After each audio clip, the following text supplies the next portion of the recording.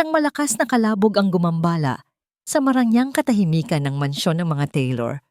Sinundan iyon ng tunog ng pinong porselana na nagkalamat at nagkapira-piraso sa marmol na sahig. Ngunit hindi iyon ang bumasag sa puso ni Charles Taylor. Ang bumasag sa kanya ay ang katahimikang sumunod. Isang katahimikang mas mabigat, mas nakakabingi kaysa sa kahit anong sigaw. Mula sa kanyang kinatatayuan sa paanan ng engrandeng hagdanan, natanaw niya ang pinangyarihan. Ang paboritong florera ni Catherine, ang nag-iisang bagay na dinala nito mula sa kanilang lumang bahay. Ngayoy isa na lamang tumpok ng puti at asul na mga piraso. At sa gitna ng lahat, nakatayo ang tatlo niyang anak, ang kanyang mga anghel na kambal, si Eliza, si Bella at si Clara, 8 taong gulang, mga buhay na larawan ng kanilang yumaong ina. Nakatayo lang sila roon, parang mga estatwa. Walang takot sa kanilang mga mata, walang gulat, walang pagsisisi, at higit sa lahat walang luha, walang salita. 8 buwan na silang ganyan. Mula ng araw na ilibing si Catherine, isinara na rin nila ang kanilang mga bibig. Ang mansyon, na dating puno ng tawanan at harutan, ay naging isang malamig na mausoleo. Gusto niyang sumigaw, gusto niyang magwala, gusto niyang tanungin kung sino ang may gawa, pero alam niyang walang sasagot. Mapapagod lang ang kanyang lalamunan sa katahimikang sasalubong sa kanya. Kaya't tumalikod na lamang siya, iniwan ang mga basag na piraso sa sahig, kapwa ng florera at ng kanyang puso. Ilang oras ang lumipas, nakaupo si Charles sa likod ng kanyang mamahaling mesa sa loob ng kanyang opisina. Malamig, malawak, ligtas. Dito, kaya niyang kontrolin ang lahat. Ang kanyang kumpanya, ang kanyang mga tauhan, ang lahat, maliban sa 3 maliliit na batang nasa kabilang silid. Sa kanyang harapan ay nakaupo ang isang babae, si Maria Nolan. Siya na ang pang-20 sa listahan, ang huling pag-asa. Pinagdaanan ng mga mata ni Charles ang resume nito. Simple, kulang sa lahat ng kwalipikasyong hinahanap niya. Walang degree sa child psychology, walang special training sa trauma therapy. Ang tanging nakasulat ay malawak na karanasan sa buhay. Isang katawa-tawang bagay na ilalagay sa isang papel. Lahat ng pinakamagagaling at pinakamamahaling espesyalista sa bansa ay sinubukan na niya. Lahat sila sumuko. Tumingin siya sa babae. Mukha itong simple, marahil ay nasa 25 taong gulang, na may mga matang tila, nakakita na ng higit pa sa kayang ipakita ng edad nito. Maria Nolan, basa niya sa pangalan nito, ang boses niya'y walang kabuhay-buhay. Base sa papel na ito, wala kang anumang formal na pagsasanay. Sabihin mo sa akin, anong magagawa mo na hindi nagawa ng mga doktor at therapist na nagkakahalaga ng daan-daang libo? Ramdam niya ang presensya ng kanyang head housekeeper, si Elena, na nakatayo sa isang sulok sa likuran niya. Isang matalim na anino, laging nagmamasid. Alam niyang ayon kay Elena, isa lamang itong pag-aaksaya ng oras. Tumingin si Maria sa kanyang mga mata. Walang pag-aalinlangan, walang takot. Hindi po ako naparito para gamutin sila, sir. Mahinahon itong sagot. Ang boses nito'y malinaw, walang bahid ng pagpapasikat. Napakunot ang noo ni Charles, nagpatuloy si Maria. Nandito po ako para pakinggan ang kanilang katahimikan. Natigilan si Charles. Sa loob ng 8 buwan, ang tanging sinasabi sa kanya ng lahat ay kung paano basagin ang katahimikan ng mga anak niya.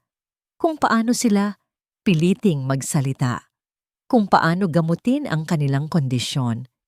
Ngunit ito ang unang pagkakataon na may nagsabing gusto nilang pakinggan yon. Isang bagay sa simpleng pangungusap na yon ang tumago sa pader ng yelo na matagal na niyang binuo sa paligid ng kanyang puso. Hindi niya alam kung bakit.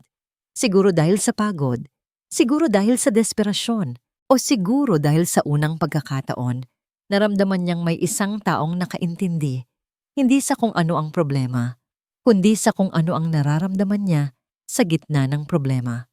Bukas ka magsimula, sabi niya, at sa sarili, inagulat siya sa kanyang desisyon. Isang matipid na ngiti ang sumilay sa labi ni Maria. Salamat po, sir. Si Elena ang naghatid kay Maria sa kwarto nito sa servants' quarters. Maliit ang silid. Simple, malayong malayo sa karangyaan ng ibang bahagi ng mansyon. Nang maiabot ni Elena ang susi, hinawakan niya ito ng may diin sa braso. Ang mga kuko nito'y bahagyang bumaon. Makinig ka, sabi ni Elena. Ang boses niya'y malamig at puno ng babala. Ang trabaho mo dito ay maglinis at sumunod. Gawin mo lang ang trabaho mo. Humigpit ang hawak nito. Huwag kang magtangkang maging kung ano pa. Hindi ka nila kailangan. Binitawan niya si Maria at tumalikod na para umalis. Ngunit huminto ito sa may pintuan. Lumingon ito. At sa dilim ng pasilyo, ang kanyang mga matay tila dalawang nagbabagang tuldok. At hindi nagpapatawad ng pagkakamali si Sir Charles. Ang unang sinag ng araw sa mansyon ng mga Taylor ay hindi nagdadala ng init. Ito ang unang napansin ni Maria habang tahimik siyang nagpupunas ng alikabok sa isang mamahaling cabinet.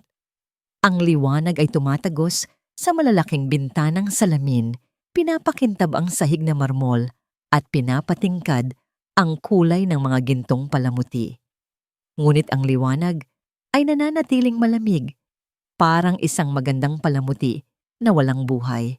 Parang ang buong bahay, maganda, ngunit walang buhay. May kakaibang amoy ang mansyon, hindi amoy ng alikabok o luma.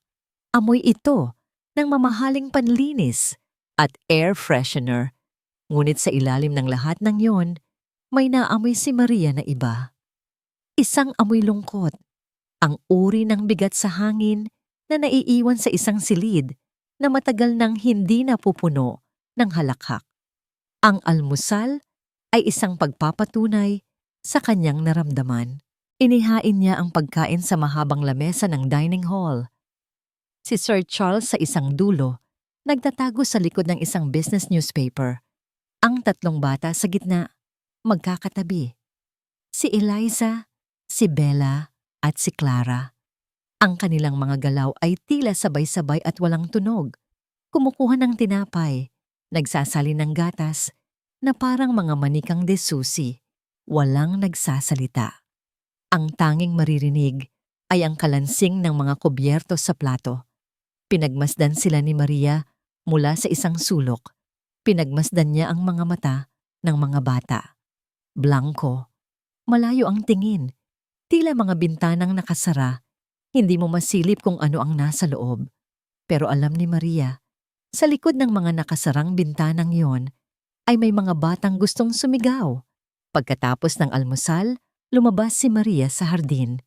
Malawak ito at perpekto ang pagkakaayos, ngunit tila walang naglalaro dito. Umupo siya sa isang bangkong bato sa ilalim ng isang malaking puno ng akasya, sa lugar kung saan matatatanaw niya ang bintana ng silid-aralan ng mga bata. At nagsimula siyang umawit. Hindi malakas. Isang halos pabulong na himig lamang. Isang lumang himno na itinuro sa kanya ng kanyang lola. Isang awit tungkol sa pag-asa sa gitna ng kadiliman. Ilang sandali pa, isang anino ang gumalaw sa gilid ng kanyang paningin. Mula sa likod ng isang estatwang anghel, nakita niya si Clara, ang pinakatahimik at pinakamahiyain sa tatlo. Nakasilip ito, ang malalaki nitong mga mata ay nakatuon sa kanya. Hindi blanko. Sa unang pagkakataon, nakakita si Maria ng kislap sa mga matang yon. Isang kislap ng pagkamausisa. Ngumiti si Maria ng bahagya at ipinagpatuloy ang kanyang pag-awit. Anong ginagawa mo? Isang matigas na boses ang pumutol sa himig. Napalingon si Maria at nakita si Elena. Nakatayo na pala sa likuran niya. Ang mga kamay ay nakapameywang. Nawala na si Clara sa likod ng estatwa. Nagpapahangin lang po, sagot ni Maria. At kumakanta. Dugtong ni Elena. May diin sa bawat salita. Huwag kang gagawa ng ingay dito. Baka makarating kay Sir. Ayaw na niyang marinig ang mga kantang nagpapaalala kay Ma'am Catherine. Tumango lang si Maria, pero sa loob-loob niya, alam niyang hindi yun ang totoong dahilan. Ang dahilan ay ang nakita ni Elena, ang panandaliang koneksyon sa pagitan niya at ni Clara. Gabi. Pagkatapos ng mahabang araw ng paglilinis at pagsunod sa mga utos ni Elena, humiga si Maria sa kanyang maliit na kama. Ang katawan niya'y pagod, ngunit ang isip niya'y gising na gising. Kinuha niya ang kanyang pitaka mula sa ilalim ng unan. Mula sa isang nakatagong bulsa, kinuha niya ang isang kupasing litrato. Litrato ng isang batang babae, nakangiti, na may malaking pulang laso sa buhok. Hinaplos niya ang maliit na mukha sa larawan. Naramdaman niya ang pamilyar na paninikip ng kanyang dibdib. "Pasensya na, anak." Bulong niya sa hangin. Pasensya na kung hindi kinaya ni Mama. Isang butil ng luha ang pumatak sa litrato at mabilis niya itong pinunasan. Itinago niya itong muli, kasama ang lahat ng sakit na dala nito. Samantala, sa kabilang bahagi ng mansyon, napadaan si Charles sa tapat ng silid ng kanyang mga anak. Karaniwan, sarado at tahimik ito. Ngunit ngayon, may narinig siyang isang mahinang boses. Dahan-dahan siyang lumapit sa pinto na bahagyang nakaawang. Sumilip siya sa maliit na siwang. Nandoon si Maria, nakaupo sa sahig, nakatalikod sa pinto. Binabasahan niya ang mga bata ng isang fairy tale book. Ang boses niya'y banayad, parang isang pamilyar na himig sa gitna ng gabi. Gusto niyang pumasok. Gusto niyang sawayin si Maria. Gusto niyang sabihin na itigil na ang ginagawa nito, gaya ng bilin ni Elena. Ngunit natigilan siya. Sa dingding, sa liwanag na nagmumula sa lampshade, nakita niya ang anino ng kanyang mga anak. Nakaupo sila sa kanilang mga kama, nakikinig. At ang anino ni Eliza, ang panganay, ang pinakamatigas sa tatlo, ay dahan-dahang tumatango na tila sumasang-ayon sa isang masayang bahagi ng kwento. Hindi maalis sa isip ni Charles ang aninong nakita niya sa dingding. Ang simpleng pagtango ni Eliza. Isang maliit na galaw, ngunit para kay Charles, ito ay parang isang lindol. 8 buwan. 8 buwan ng paninigas, ng pagiging parang bato. At sa loob lamang ng 2 araw, nagawa ni Maria ang hindi nagawa ng mga gamot at mamahaling therapy sessions. Nakaugoy siya ng isang bato. Kinabukasan, sa opisina, hindi siya makapag-concentrate sa mga numero sa kanyang computer screen. Ang mga stock charts ay nagmistulang mga walang kahulugang guhit. Ang kanyang isip ay nasa bahay. Pinanood niya ng palihim si Maria. Sa pamamagitan ng CCTV camera sa kanyang cellphone, isang security feature na ipinalagay niya para maprotektahan ang mga bata. Pero ngayon ay nagsisilbing bintana niya sa isang mundong hindi na niya bahagi. Nakita niya si Maria na hindi pinapansin ang mga utos ni Elena. Oo, naglilinis siya. Pero habang nagpupunas ng mga muebles, tahimik siyang kumakanta. Habang nagdidilig ng halaman sa hardin, kinakausap niya ang mga bulaklak na parang mga tao. Mga bagay na ginagawa ni Catherine, isang kirot ang dumaan sa kanyang dibdib, pamilyar, masakit. Pagsapit ng hapon, pumasok si Elena sa kanyang opisina, dala ang karaniwang tasa ng kape. Ang mukha nito ay puno ng pag-aalala. Isang ekspresyong alam na ni Charles na karaniwang nauuna sa isang reklamo. "Sir," simula nito, maingat na inilapag ang kape. "Ipagpaumanhin niyo po, pero kailangan kong iparating sa inyo. Si Maria." Huminto ito na parang nag-aalangang magpatuloy. "Ano ang tungkol sa kanya?" Tanong ni Charles, hindi inaalis ang tingin sa screen. Pumasok po siya sa kwarto ni Ma'am Catherine kanina. Biglang napatingin si Charles kay Elena. Ang kwartong iyon, bawal.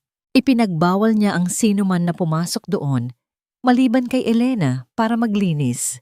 Iyon ang santuwaryo niya, ang huling lugar kung saan nananatili pa ang alaala ng kanyang asawa. Tinanong ko po siya kung anong ginagawa niya. Pagpapatuloy ni Elena, ang boses ay puno ng pagsisisi. Ang sabi niya po, Hinahanap daw niya ang pinagmumulan ng alikabok. Pero sir, sa tingin ko po ay nag-uusisa lang siya sa mga gamit ni ma'am. Baka, sige na Elena, ako na ang bahala. Putol ni Charles sa sasabihin nito. Alam na niya ang kasunod. Baka may masamang balak. Baka magnanakaw. Pero hindi iyon ang nakita niya sa kamera. Pagkaalis ni Elena, ni-rewind niya ang recording. Nandoon nga si Maria sa loob ng kwarto ni Catherine. Pumasok ito ng dahan-dahan na parang humihingi ng permiso sa hangin.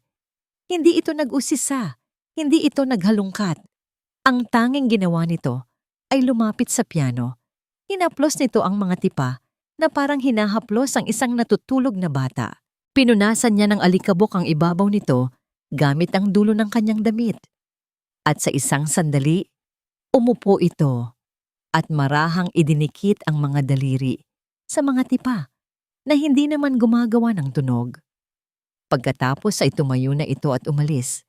Isang simpleng galaw. Pero puno ng respeto, puno ng lungkot. Hindi ito galaw ng isang magnanakaw. Kaya't nang ipatawag niya si Maria, hindi galit ang nararamdaman niya, kundi pagkalito. Pumasok ka raw sa kwarto ng asawa ko.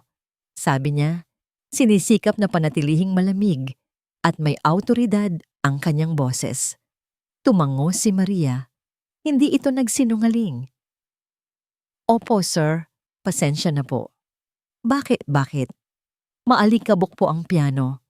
Simpleng sagot nito. Sayang po kung masisira. Pinakatitigan niya ito. May kung anong sinseridad sa mga mata nito na mahirap pagdudahan. Huwag mo nang uulitin. Sabi na lamang niya. Iyon lang, makakaalis ka na. Tumango si Maria at tahimik na lumabas. Nang gabing iyon, pag-uwi niya galing sa isang late-night meeting, may isang bagay na nakakuha ng kanyang pansin sa ibabaw ng kanyang mesa sa opisina. Isang papel, isang drawing gawa sa Crayola, isang malaking bulaklak na sunflower na may malapad na ngiti, at sa ilalim, may 3 maliliit na stick figures na magkakahawak kamay. Alam niya kung kaninong gawa ito. Kay Bella. Si Bella lang ang mahilig mag-drawing ng mga nakangiting bulaklak. 1 taon na siyang hindi nakakatanggap ng drawing mula rito. Mula pa noong isang maliit na nota. Ito ang unang nota ng pag-asa sa mahabang katahimikan ng kanyang buhay. At ang notang iyon ay may pangalan, Maria. Kinuha niya ang cellphone at tinawagan si Elena. Elena, i-cancel mo lahat ng appointments ng mga bata sa mga therapist nila bukas at sa mga susunod na araw. Utos niya. Pero sir, gawin mo na lang ang sinabi ko. Mariin niyang sabi bago ibaba ang tawag. Maya-maya, may kumatok sa pinto. Si Maria. Sir, may kailangan po ba kayo? Hindi. Wala. Ngunit hindi niya alam kung bakit gusto niya lang itong makita. Wala. Magpahinga ka na, sabi niya. Ngunit bago pa man makatalikod si Maria, may narinig silang boses mula sa pasilyo. Boses ni Elena, matalim at puno ng pagbabanta. Ito ang huling babala. Dinig nilang sabi ni Elena, hindi alam na naririnig sila ni Charles. Kapag patuloy kang lumampas sa iyong linya, sisiguraduhin kong aalis ka dito na walang-wala. Nakita ni Charles ang pagbabago sa mukha ni Maria. Isang saglit na takot na agad na palitan ng determinasyon. Pagkatapos ay lumingon ito sa kanya, tumango ng bahagya at naglakad paalis. Diretso ang tingin na parang hindi narinig ang banta sa kanyang buhay. At doon na pagtanto ni Charles, may digmaang namumuo sa loob ng kanyang bahay. Isang digmaan ng katahimikan laban sa himig. At hindi niya alam kung kanino siya papanig. Pakiramdam ni Maria, bawat galaw niya ay may matang nakasunod. Ang mga mata ni Elena, parang mga mata ng isang lawin. Laging nagbabantay mula sa itaas, naghihintay ng isang maling hakbang. Mula nang marinig ni Sir Charles ang pagbabanta nito sa kanya, lalong tumalim ang pakikitungo nito. Ang mga utos ay naging mas mahirap. Ang mga puna ay naging mas madalas. Pero hindi na natatakot si Maria. Ang drawing ni Bella na nakita niya sa basurahan, itinapon ni Elena, ay sapat ng patunay na may nagbabago. Isang maliit na binhi ng pag-asa ang nagsisimula nang tumubo sa tigang na lupa ng mansyon at hindi niya hahayaang sirain yon ni Elena. Isang hapon, habang nag-aayos siya ng mga libro sa malawak na library, isang gawain na ipinagawa sa kanya ni Elena para ilayo siya sa mga bata. May isang libro na pumukaw ng kanyang atensyon. Isa itong manipis na aklat ng mga tula ni Pablo Neruda, paborito ni Catherine, base sa mga kwento ng ibang kasambahay. Balat pa lang nito ay gamit na. Isang tanda na madalas itong basahin. Nang buksan niya ito, para punasan, isang bagay ang nahulog mula sa mga pahina at tumama sa sahig na may mahinang kalansing. Isang maliit na susi, kulay tanso, at may kakaibang disenyo ng isang puso sa dulo. Mabilis niya itong dinampot at isinilid sa kanyang bulsa, kasabay ng paglingon sa paligid. Wala namang tao, ngunit naramdaman niya ang pamilyar na kaba na para bang may anino sa isang sulok. Saan kaya ito nabibilang? Hawak ang susi sa kanyang palad. Bumalik sa kanyang alaala ang mga litrato ni Catherine na nakasabit sa pasilyo. Sa halos lahat ng litrato, suot nito ang isang gintong locket na hugis puso. Posible kayang ito ang susi roon. Pero nasaan ang locket? Tiyak na kasama yung inilibing o itinago ni Sir Charles. Hindi. Hindi ito para sa isang locket. Masyadong malaki. Ito ay susi para sa isang bagay na mas malaki. Isang kahon o marahil isang maliit na aparador. Sa gitna ng kanyang pag-iisip, bigla siyang nakaramdam ng malamig na hangin sa kanyang batok. Tapos ka na ba riyan? Napatalon si Maria sa gulat. Si Elena, nakatayo sa may pintuan ng library, nakahalukip-kip. Ang mga mata nito ay tila sinusuri ang bawat sulok ng silid at huminto ito sa nakabukas na libro ng tula sa kamay ni Maria. Patapos na po. Mabilis na sagot ni Maria. Isinasara ang libro at ibinabalik sa estante. Pinilit niyang maging kalmado na para bang wala siyang hawak na sikreto sa kanyang bulsa. Tinitigan siya ni Elena ng ilang segundo bago ito tumalikod. Maghanda ka na ng merienda para sa mga bata. Isang simpleng utos, ngunit para kay Maria, iyon ay isang pagkakataon. Nang hapong iyon, habang si Elena ay personal na umalis para mamili ng groceries, isang bagay na bihira nitong gawin at ipinagmamalaki nitong siya lang ang nakakaalam ng tamang mga bibilhin para sa pamilya. Sinamantala ni Maria ang pagkakataon. Alam niyang mali. Alam niyang ito ay paglabag sa utos ni Sir Charles. Ngunit may isang malakas na pakiramdam sa loob niya na nagsasabing ang susi na ito ay mahalaga. Na marahil, ito ang susi, hindi lang sa isang kahon, kundi sa katahimikan ng mga bata. Dahan-dahan siyang pumasok sa opisina ni Sir Charles. Ito ang pinakaluhikal na lugar para itago ang isang bagay na personal. Sinubukan niya ang susi sa bawat drawer ng mesa. Walang bumukas. Sinubukan niya sa isang maliit na cabinet sa sulok. Hindi rin. Paubos na ang kanyang oras. Anumang sandali ay babalik na si Elena. Napatingin siya sa paligid. Hinahanap ang kahit anong pahiwatig. At doon, sa ibabaw ng fireplace, nakita niya ang isang pamilyar na bagay mula sa mga litrato. Isang eleganteng kahon na yari sa kahoy na may inukit na mga bulaklak na rosas. Maaari kaya? Lumapit siya rito, nanginginig ang mga kamay. Ngunit bago pa man niya maisuksok ang susi sa maliit na keyhole nito, narinig niya ang tunog ng isang sasakyan sa driveway. Si Elena, nagmamadali siyang lumabas ng opisina. Isinara ang pinto nang walang tunog. Naglakad siya ng mabilis sa pasilyo, palayo sa opisina, pabalik sa kusina. At sa kanyang pagmamadali, sa pagliko niya sa isang pasilyo, hindi niya napansin si Sir Charles na kalalabas lang mula sa isa pang silid. Nagkabanggaan sila. Hindi ito malakas, ngunit sapat na para mawalan siya ng balanse. Sa pag-urong niya, Isang bagay ang nahulog mula sa kanyang bulsa. Ang maliit na susi na kulay tanso. Gumulong ito sa makintab na sahig na marmol at huminto mismo sa paanan ni Sir Charles, gumagawa ng isang malinaw at matunog na keng na umalingaw-ngaw sa nakakabinging katahimikan ng pasilyo. Nanigas si Maria sa kanyang kinatatayuan. Ang kanyang mga mata ay nanlalaki sa takot habang nakatingin sa susi. At pagkatapos ay sa galit na nagsisimulang mabuo sa mga mata ni Sir Charles.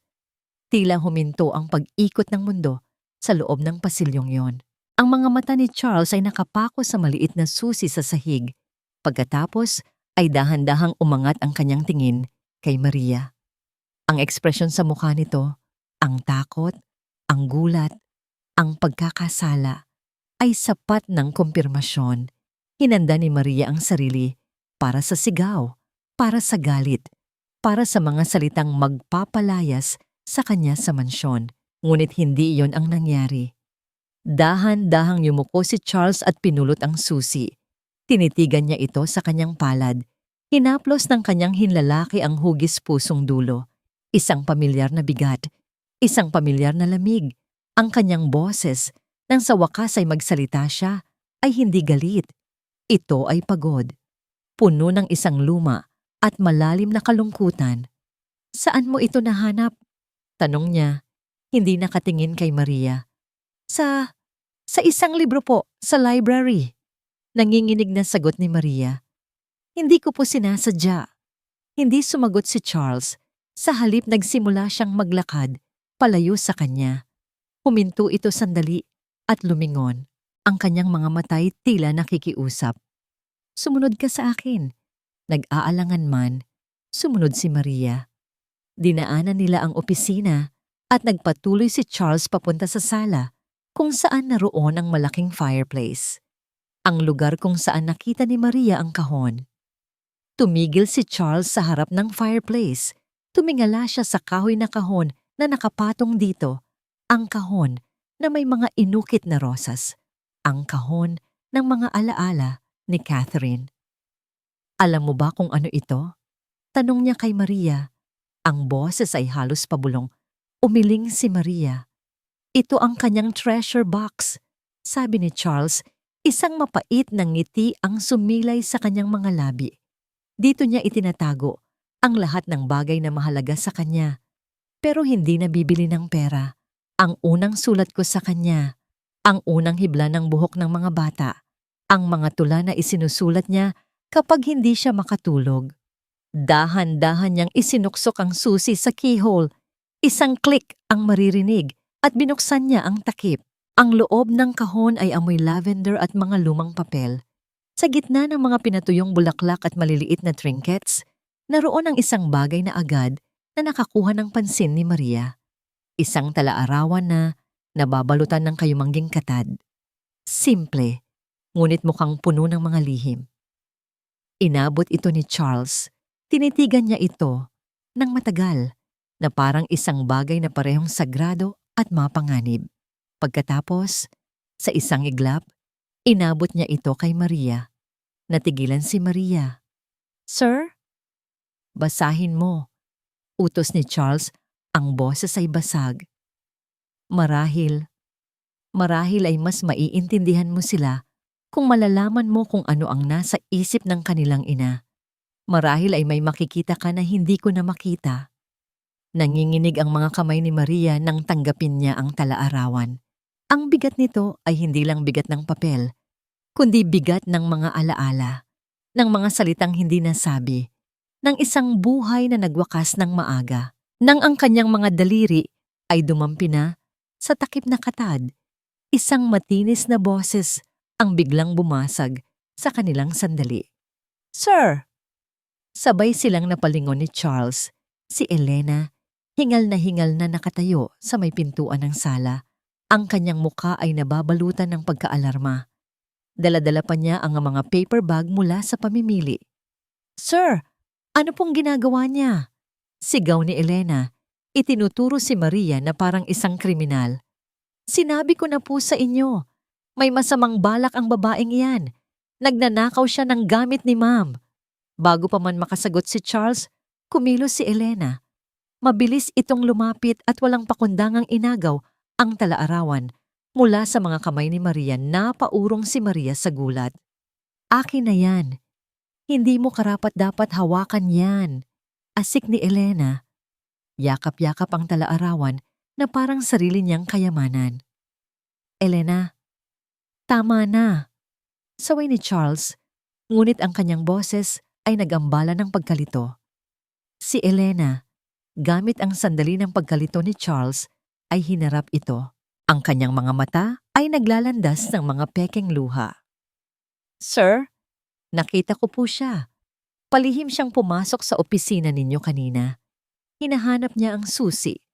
Matagal na po niyang binabalak ito. Huwag po kayong magpalinlang sa kanya. Ang mga salita ni Elena ay parang lason na, unti-unting kumakalat. Si Charles, na ang puso'y marupok pa rin dahil sa alaala ng kanyang asawa, ay tumingin kay Maria.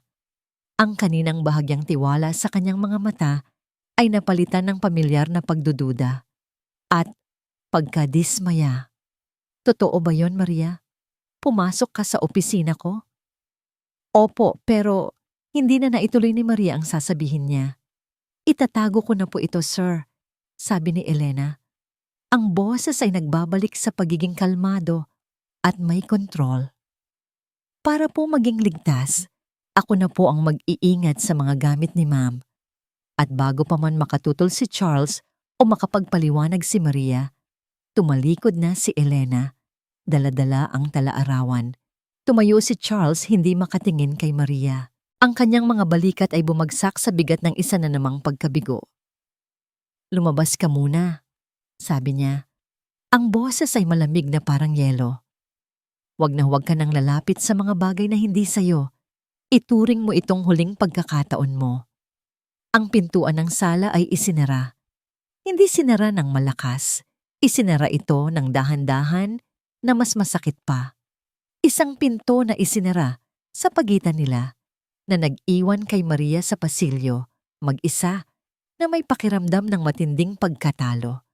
At habang papalayo ang mga yapak ni Charles, napagtanto ni Maria ang isang nakakatakot na katotohanan. Hindi lang isang talaarawan ang inagaw ni Elena. Inagaw nito ang kanyang huling pag-asa. Pakiramdam ni Charles, nagkasala siya.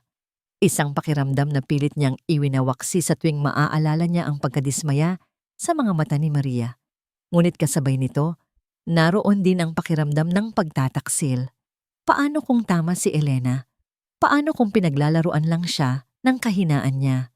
Ang talaarawan. Ibinigay ito ni Elena sa kanya bago ito umalis ng sala noong araw na yon. Mas mabuting nasa inyo po ito, sir. Mas ligtas. Ngayon, nakapatong ito sa kanyang mesa sa opisina.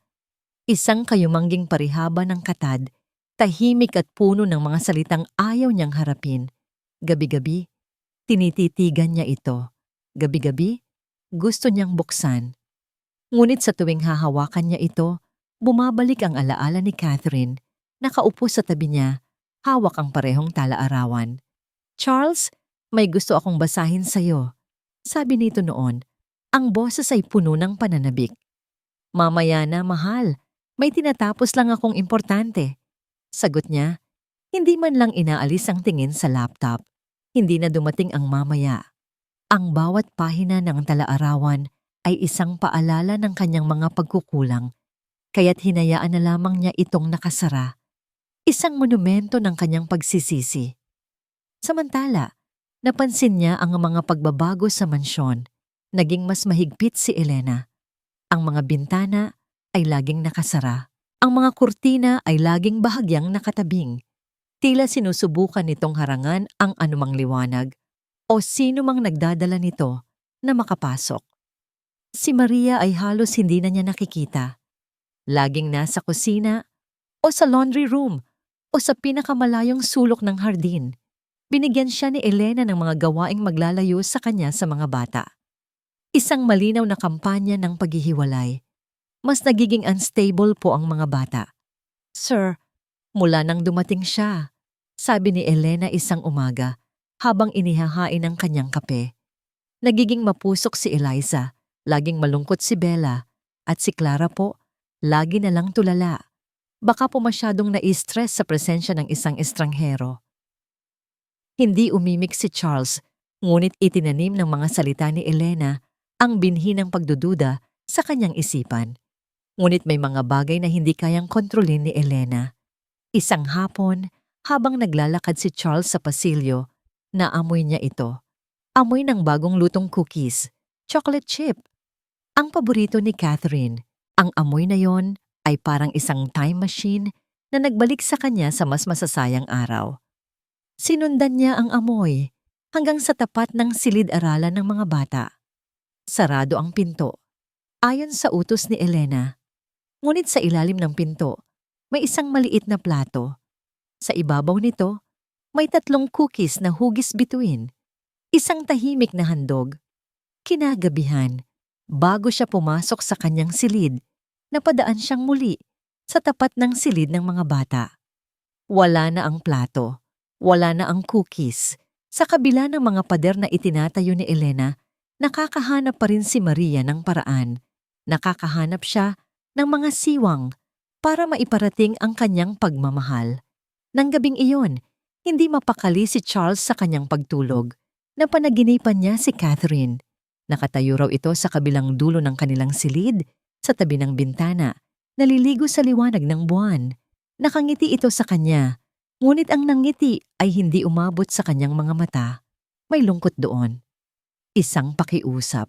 Hindi ito nagsasalita, ngunit itinaas nito ang kanyang kamay at itinuro ang isang bagay sa ibaba, sa direksyon ng kanyang opisina, sa direksyon kung nasaan ang talaarawan. Nagising si Charles na hinahabol ang kanyang hininga, ang kanyang puso ay malakas na kumakabog. Pawis na pawis ang kanyang noo. Ang panaginip, ito ay sobrang totoo. Bumangon siya. Hindi na niya kayang ipagpaliban pa. Hindi na niya kayang takasan pa ang mga multo ng nakaraan. Kailangan niyang malaman kung ano ang gustong sabihin sa kanya ni Catherine. Kailangan niyang basahin ang talaarawan. Ngayon na. Naglakad siya pababa. Ang bawat hakbang ay mabigat. Ang mansyon ay tahimik. Tanging ang tunog lamang ng grandfather clock sa sala ang maririnig. Pagdating niya sa kanyang opisina, binuksan niya ang ilaw.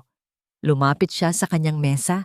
Ang kanyang mga kamay ay handa ng kunin ang talaarawan. Handa ng harapin ang katotohanan. Ngunit wala ito roon. Nawawala ang talaarawan. Kinapa niya ang ibabaw ng mesa. Baka natabunan lang ng mga papeles. Wala. Binuksan niya ang unang drawer. Papeles ng kumpanya, pangalawang drawer. Mga tseke. Pangatlong drawer. Walang laman. Kinabahan siya. Saan napunta yon? Sigurado siyang iniwan niya lang yon doon. Walang ibang pumapasok sa kanyang opisina maliban sa kanya at kay Elena. Isang malamig na pakiramdam ang gumapang sa kanyang likuran.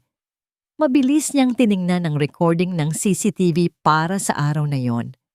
At doon, nakita niya. Si Elena, pumasok sa kanyang opisina habang siya ay nasa labas para sa isang meeting. Lumapit ito sa mesa, kinuha ang talaarawan, at mabilis na isinilid sa loob ng suot nitong apron bago lumabas na parang walang nangyari. Isang kasinungalingan, lahat ng sinabi nito. Ang pag-aalala, ang katapatan, isang malakas na galit ang umakyat sa kanyang lalamunan. Ngunit kasabay nito, isang tanong ang umalingaw-ngaw sa kanyang isipan. Bakit? Bakit nito itatago ang talaarawan? Ano ang nasa loob nito na ayaw nitong malaman niya? Alam ni Elena na nagkamali siya. Alam niya yon mula sa paraan ng pagtingin sa kanya ni Sir Charles kinabukasan sa almusal. Isang malamig at mapanuring tingin na hindi niya nakita rati. Nagtanong ito kung nakita niya ang talaarawan at nagsinungaling siya. Sinabing baka nailagay lang nito sa ibang lugar. Ngunit alam niya, sa titig ni Sir Charles, na hindi ito naniwala. Naubusan na siya ng oras, anumang sandali, Hahalungkatin ni Sir Charles ang kanyang kwarto at makikita ang katotohanan. Kailangan na niyang tapusin ang lahat. Kailangan na niyang paalisin si Maria ngayon. Mayroon siyang huling baraha, isang desperado at malupit na plano. Hapon, ipinatawag ni Elena si Maria sa dating silid ni Catherine, isang utos na ikinagulat ni Maria dahil ito ang lugar na pinagbawalan sa kanya. Kailangan ng masusing paglilinis dito. Simulan mo na, utos ni Elena.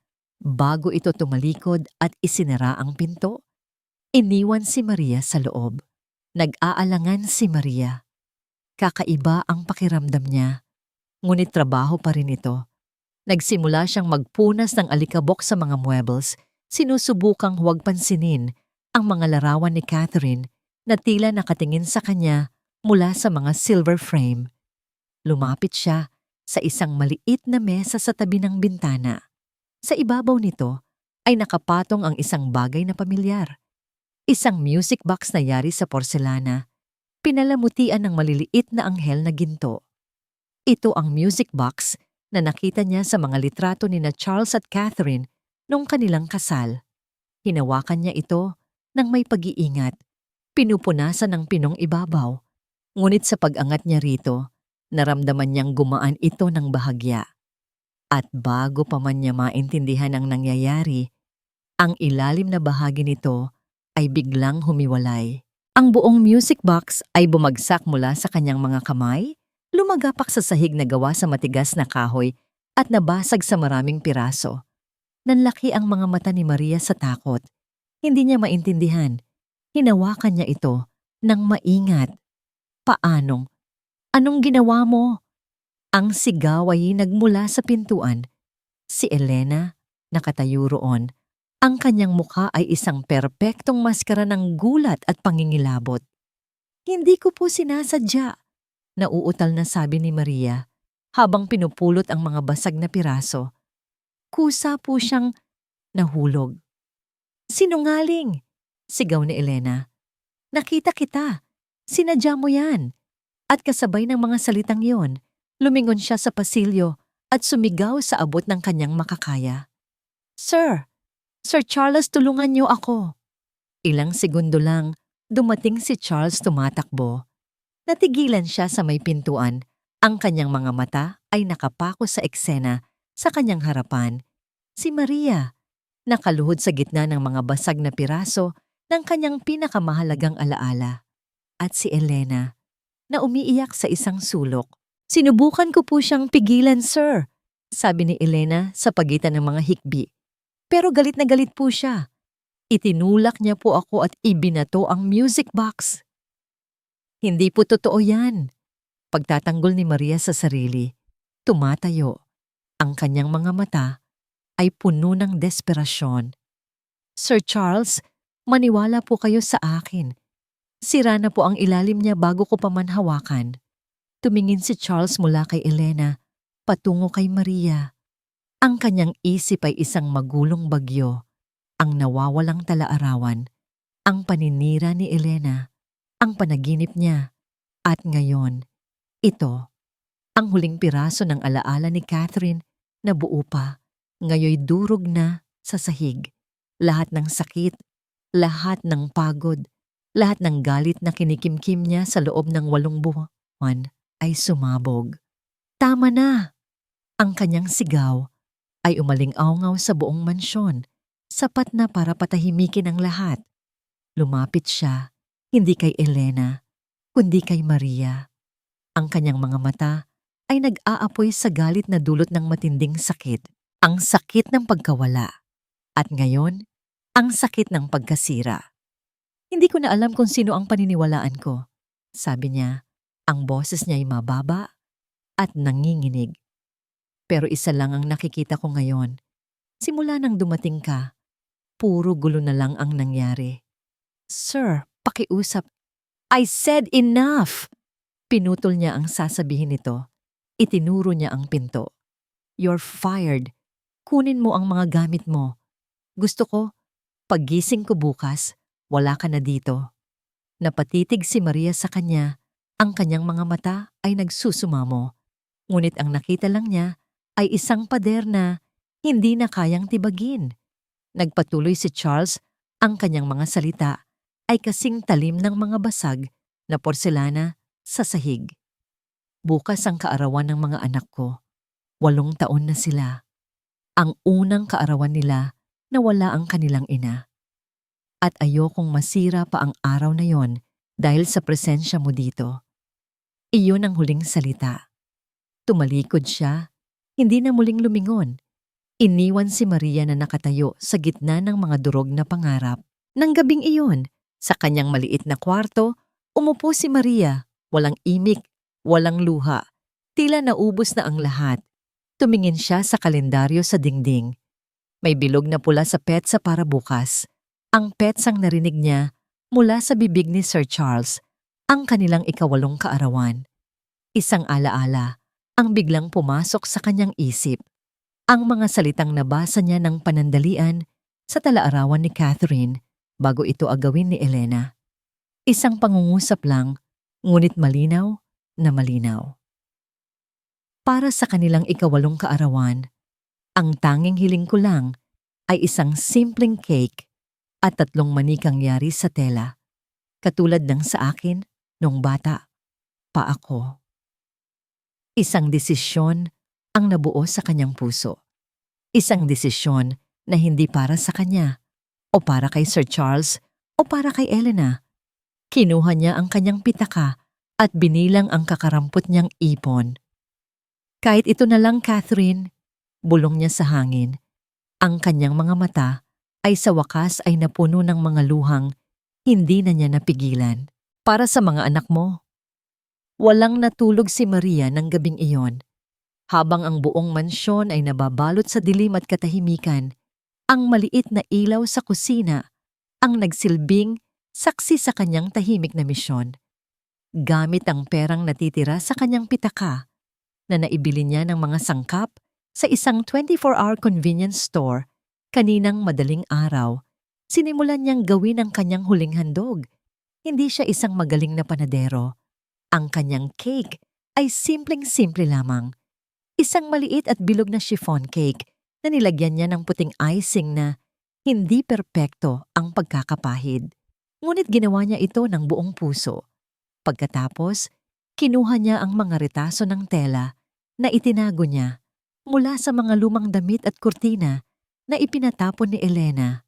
Gamit ang karayom at sinulid at ang alaalang-alaala niya sa itsura ng manika ng kanyang yumaong anak, tinahin niya ang 3 manikang tela. Binihisan niya ang mga ito ng maliliit na bestida na gawa sa retaso ng isang lumang asul na bestida ni Catherine, isang bagay na nakita niyang ipinatapon din ni Elena noon, ngunit palihim niyang itinago. Pagsikat ng araw, ang kanyang mga mata ay pagod, ngunit ang kanyang puso ay determinado.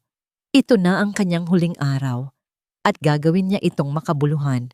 Ang almusal sa araw ng kaarawan ng kambal ay mas malungkot pa kaysa karaniwan. Ang mahabang mesa ay napupuno ng mga mamahaling pagkain na ipinahanda ni Elena. Pancakes na may iba't ibang toppings, waffles, bacon at sariwang prutas, ngunit walang ngumingiti. Walang bumabati ng happy birthday. Si Charles ay nakaupo sa kanyang pwesto, ang mga mata ay nakatitig sa kawalan. Ang mga bata naman ay tahimik na kumakain. Ang kanilang mga mukha ay walang emosyon. Parang isa lang itong ordinaryong araw. Isang ordinaryong malungkot na araw. Hindi tumingin si Charles kay Maria nang maghain ito ng kape.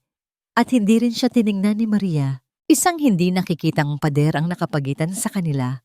Sa isang sulok, nakatayo si Elena. Ang mukha ay nagtataglay ng isang nangiti ng tagumpay. Pagkatapos ng almusal, habang ang mga bata ay aakyat na sana sa kanilang silid, at habang si Charles ay papunta na sa kanyang opisina para itago ang sarili sa trabaho, humakbang si Maria. "Sandali lang po," sabi niya. Ang boses ay mahina, ngunit sapat na para marinig ng lahat. Lumingon ang lahat sa kanya. Dala-dala niya ang isang maliit na tray. Sa ibabaw nito ay ang simpleng cake na may 8 maliliit na kandila. At sa tabi nito ay ang 3 manikang tela. Anong kalokohan ito? Singhal ni Elena. Sinusubukang harangan ang daan ni Maria. Tapos na ang trabaho mo dito. Umalis ka na. Hindi pinansin ni Maria si Elena. Nagpatuloy siya sa paglakad. Ang kanyang mga mata ay nakatuon lamang sa 3 bata. Lumuhod siya sa kanilang harapan para maging kapantay nila. "Happy birthday, Eliza, Bella, Clara," sabi niya. Isang malungkot ngunit tunay na ngiti ang nasa kanyang mga labi. Ang mga bata ay nakatitig lang, una sa cake, pagkatapos ay sa mga manika. Ang mga mata ni Bella, ang artist, ay nanlaki ng bahagya.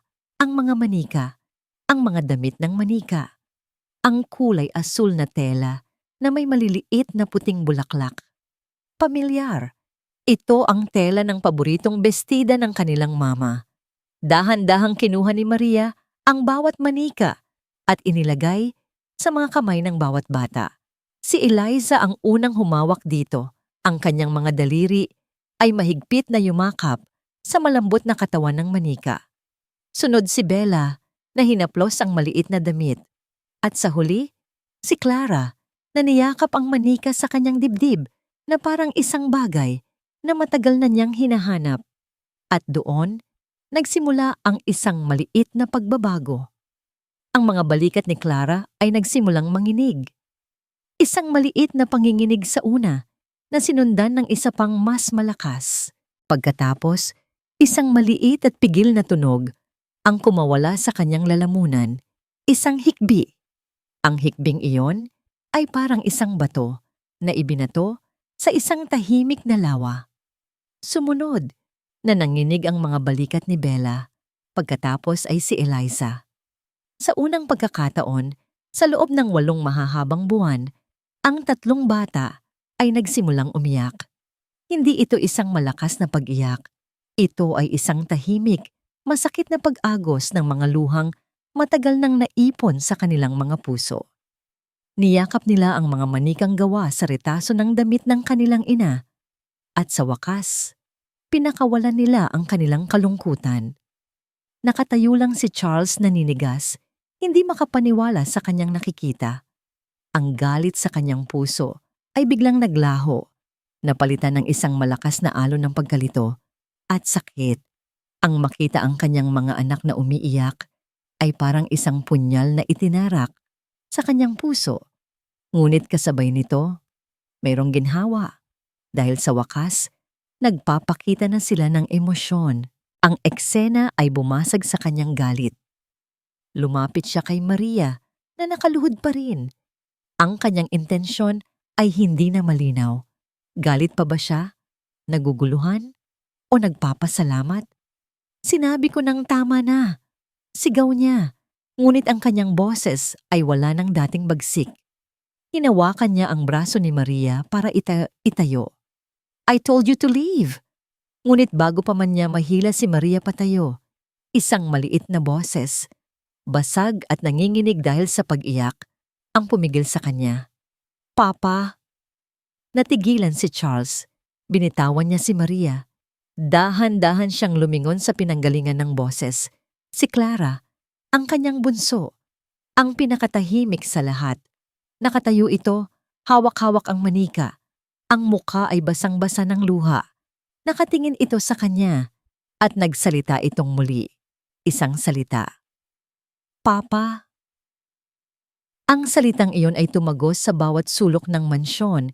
Pinupunit ang 8 buwang sapot ng katahimikan. Para kay Charles, ang simpleng salitang iyon ay mas malakas pa sa isang pagsabog. Mas matunog, mas nakakayanig, nanigas ang lahat. Si Elena ay napanganga. Ang kanyang muka ay nabahira ng purong pagkabigla. Si Maria ay napatingin kay Clara. Ang kanyang mga mata ay puno ng luha ng pag-asa. At si Charles, dahan-dahan siyang lumingon sa kanyang bunsong anak na parang nakakita ng isang himala. Ang mga mata ni Clara ay nakatuon sa kanya, puno ng mga luhang hindi pa natutuyo. Muli, bumuka ang kanyang bibig. "Yung notebook," sabi niya. Ang boses ay nanginginig pa rin, ngunit malinaw. "Ni Mama, kinuha ni Tita Elena." Itinaas niya ang kanyang maliit na kamay at itinuro si Elena. Ang akusasyon ay binitawan sa hangin, simple at walang pagkukunwari. Isang katotohanang nagmula sa bibig ng isang bata. Biglang namutla si Elena. Ano ang pinagsasasabi mo, Clara? Gawa-gawa mo lang yan, sinungaling. Ngunit huli na ang lahat. Tumingin si Charles kay Bella at Eliza. Si Bella ay mahigpit na yumakap sa kanyang manika at dahan-dahang tumango. Si Eliza naman, ang pinakamatigas sa tatlo, ay tumingin ng diretso kay Elena. Ang kanyang mga mata ay puno ng galit na matagal ng kinimkim. Tumango rin ito, isang beses, ngunit sapat na yon. 3 bata, 3 saksi. Ang pader sa puso ni Charles ay gumuho. Ang lahat ng piraso ng palaisipan ay biglang nagkabit-kabit. Ang pagtatago ni Elena sa talaarawan, ang sirang music box, ang kasinungalingan, ang lahat ay isang malaking pagpapanggap para mapalaya si Maria. Humarap siya kay Elena. Ang kanyang boses, nang magsalita siya, ay hindi na pasigaw. Ito ay kalmado, isang nakakatakot na kalmado. Elena, ibibigay mo sa akin ang talaarawan. Sir, hindi po totoo yan. Nasisiraan lang po ng bait ang mga bata dahil sa babaeng yan. Pagpupumilit ni Elena, ang kanyang boses ay nagiging desperado. I said, ulit ni Charles, humahakbang palapit sa kanya. Give me the diary, now. Sa huling pagkakataon, sinubukan ni Elena na gamitin ang kanyang katapatan. Sir, ginagawa ko lang po ito para protektahan kayo mula sa sakit, mula sa alaala. Ang sakit ay hindi nawawala dahil lang tinatago mo. Sagot ni Charles, ang kanyang mga salita ay puno ng isang bagong natuklasang katotohanan. Akin na. Walang nagawa si Elena. Nanginginig ang mga kamay. Pumasok siya sa kanyang kwarto at bumalik dala ang talaarawan. Inabot niya ito kay Charles na parang isang sundalong sumusuko. Binuksan ni Charles ang talaarawan sa huling pahina kung saan may sulat. Sa harap ng kanyang mga umiiyak na anak, sa harap ni Maria, at sa harap ng nagkasalang si Elena, nagsimula siyang magbasa. Ang boses niya ay nanginginig sa una, ngunit habang nagpapatuloy siya, ito ay nagiging mas malinaw, mas puno ng sakit. Mahal kong Charles, basa niya, kung nababasa mo ito, marahil ay wala na ako. Huwag kang malulungkot ng matagal. Alagaan mo ang ating mga anghel. Mayaman ka, oo, mayroon kang lahat. Ngunit sa mga huling taon, naramdaman ko na mayroon kang ang lahat. Ngunit wala naman ako sa'yo. Lagi kang abala. Lagi kang pagod. Huminto si Charles, isang hikbi ang kumawala sa kanyang lalamunan. Bawat salita ay isang sampal sa kanyang mukha. Nagpatuloy siya. Para sa kanilang 8 kaarawan, ang tanging hiling ko lang ay isang simpleng cake at 3 manikang yari sa tela, katulad ng sasakin noong bata pa ako. Isang araw lang, Charles. Isang araw lang na maging isang normal na pamilya tayo. Isang araw na wala kang iniisip na trabaho. Isang araw na para lang sa atin. Iyon lang. Mahal na mahal ko kayo. Nang matapos siya, ang tanging maririnig sa silid ay ang tunog ng kanilang mga pag-iyak. Ibinaba ni Charles ang talaarawan. Lumuhod siya sa sahig. Sa unang pagkakataon, hindi bilang isang bilyonaryo, hindi bilang isang amo, kundi bilang isang ama. Isang amang nagkasala, isang biyudong nangungulila. Patawarin niyo ako, mga anak, sabi niya. Ang mga luha ay malayang dumadaloy sa kanyang mga pisngi. Patawarin niyo si Papa. Lumapit ang 3 bata. Niyakap nila ang kanilang ama, isang mahigpit na yakap. At sa gitna ng kanilang pamilya, sa gitna ng kanilang pinagsasaluhang sakit, sa wakas ay muli silang nabuo. Pagkatapos ng ilang sandali, tumayo si Charles. Tumingin siya kay Elena. Ang kanyang mga mata ay walang bahid ng galit, tanging awa at pagkadismaya. Tapos ka na dito, Elena. Umalis ka na. Pagkatapos ay lumingon siya kay Maria. na tahimik na nakatayo sa isang sulok, handa nang umalis na parang hindi siya bahagi ng eksena. Ngunit ngayon, nakikita na siya ni Charles malinaw na malinaw. Hindi bilang isang katulong, kundi bilang isang tagapagligtas. Nagsimulang maglakad si Maria papunta sa pinto. Iniisip na tapos na ang kanyang papel. Ngunit isang boses ang pumigil sa kanya. Ang boses ni Charles, basag at puno ng pagsusumamo. "Maria, please, don't go." Lumipas ang 6 na buwan. Ang hangin sa loob ng mansyon ng mga Taylor ay nagbago. Hindi na ito mabigat sa amoy ng lungkot. Ngayon, amoy na ito ng bagong lutong pandesal tuwing umaga. Amoy ng mga krayola at papel sa hapon. At kung minsan, amoy ng bahagyang nasunog na kanin kapag si Charles ang sumusubok na magluto. Ang pinakamalaking pagbabago ay ang tunog. Ang mansyon ay hindi na isang mausoleo. Puno na ito ng mga tunog ng buhay, ang tawanan ni Bella kapag nagdo-drawing, ang walang katapusang mga tanong ni Clara tungkol sa lahat ng bagay, ang paminsan-minsang pagkanta ni Eliza habang nag-aaral, at sa gitna ng lahat, ang mahinahong boses ni Maria na nagsisilbing musika na nagdudugtong sa kanilang lahat. Si Charles Taylor ay ibang tao na, mas madalas na siyang umuuwi ng maaga. Ang kanyang laptop ay nananatiling sarado tuwing Sabado't Linggo. Natuto siya ngang magtali ng buhok, magbasa ng mga kwentong pambata na may iba't ibang boses, at higit sa lahat, natuto siyang makinig, hindi lang sa mga salita, kundi sa mga puso. Si Maria, hindi na siya katulong, siya ay naging bahagi ng pundasyon ng kanilang tahanan. Sa tulong ni Charles, bumalik siya sa pag-aaral, kumukuha ng kursong education sa isang universidad sa gabi. Habang sa umaga, siya ang nagiging gabay ng mga bata. Ngayon, ang araw na lilipat na sana si Maria sa dormitoryo na malapit sa universidad. Isang praktikal na desisyon na napagkasunduan nila ni Charles. Nasa kwarto si Maria, tinatapos ang pag-aayos ng kanyang mga gamit sa isang maleta nang may kumatok. Pumasok si Charles, may dalang 2 tasa ng kape. "Para sa'yo," sabi niya. Inaabot ang isang tasa. "Salamat, sir," sagot ni Maria. Isang ugaling mahirap ng alisin. "Charles," ang sabi ko. "Charles na lang." Paalala niya, isang mainit na ngiti ang nasa kanyang mga labi. Umupo siya sa gilid ng kama. Sa labas, naririnig nila ang tawanan ng mga bata sa hardin. "Hindi ko pa rin nasasabi sa'yo ng maayos, di ba?" Simula ni Charles, nakatingin sa tasa ng kape. "Salamat, Maria. Salamat sa lahat." Tumingin siya kay Maria. Ang kanyang mga mata ay puno ng sinseridad.